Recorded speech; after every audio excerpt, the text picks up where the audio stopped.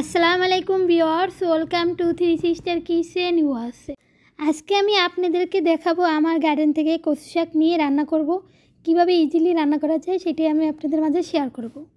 প্রথমত আমি গার্ডেন থেকে শাকগুলো কেটে এনে আমি ভালোভাবে ধুয়ে পরিষ্কার করে কেটে নিয়েছি। এখন আমি একটা পাতিল নিয়ে নিয়েছি। পাতিলে আমি দিয়ে দিচ্ছি শাক দিয়ে দিচ্ছি পেঁয়াজ কুচি, কাঁচামরিচ কাটা, রসুন কুচি আর দিয়ে দিচ্ছি লবণ। দিয়ে আমি চুলাতে বসিয়ে আমি বয়েল করে নেব। এখন আমি চুলাতে বসিয়ে দেওয়ার পর ঢাকনা দিয়ে ডেকে দিচ্ছি। ঢাকনা দিয়ে ডেকে চুলার জালটা হাই হিটে রাখবো। আর এর মাঝে আমি কয়েকবার করে নেড়ে দেবো।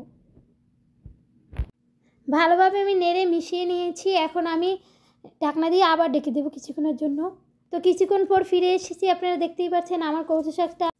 ভিউয়ার্স, তো দেখতেই পাচ্ছেন আমার কচু শাক পুরো সিদ্ধ হয়ে গেছে, পুরোপুরি সিদ্ধ হয়ে গেছে।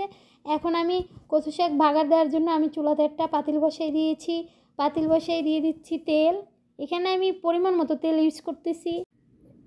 তেল দেওয়ার পর দিয়ে দিচ্ছি 3টা শুকনো মরিচ। শুকনো মরিচটা আমি কিছুক্ষণের মতো ভেজে নেব। শুকনো মরিচ ভেজে নেওয়ার পর এখন আমি দিয়ে দিচ্ছি চিংড়ি মাছ। আর আমি শুকনো মরিচগুলো উঠিয়ে রেখে দিয়েছি, বিকজ চিংড়ি মাছগুলো ভেজে নেব তার জন্য।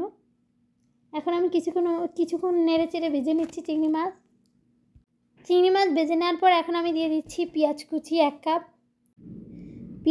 পেঁয়াজ কুচি দেওয়ার পর আমি এখানে দিয়ে দিচ্ছি 1 চামচ রসুন কুচি আর পেঁয়াজ কুচি আমি একসাথে বেশ কিছুক্ষণ ভেজে নেব নেড়ে চেড়ে। আমি নেড়ে চেড়ে ভেজে নেব, ব্রাউন কালারটা করে নেব। এখানে পেঁয়াজ ভেজে নিতে একটু টাইম লাগে, বিকজ এখানের পেঁয়াজে বেশি পানি থাকে, তার জন্য ভেজে নিতে টাইম লাগে। এখন আমি ভেজে নেওয়ার পর দিয়ে দিচ্ছি 1/2 চামচ হলুদের গুঁড়ো দেওয়ার পর আমি এখানে দিয়ে দিচ্ছি পরিমাণ মতো লবণ দেওয়ার পর আমি নেড়ে মিক্সড করে নেব। মিক্সড করে আমি এখন দিয়ে দিচ্ছি বয়েল করে নেওয়া কচু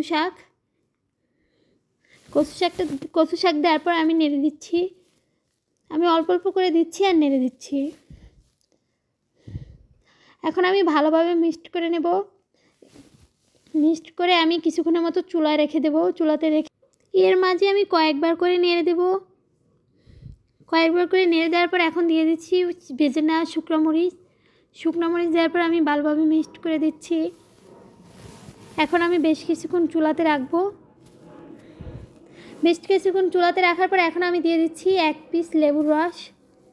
এটা অপশনাল, আপনারা চাইলে দিতে পারেন, না দিলেও চলে। এটা জাস্ট দেওয়ার কারণ হচ্ছে অনেকে গলা ধরে, আবার অনেকে ধরে না, তার জন্য আমি দিয়েছি।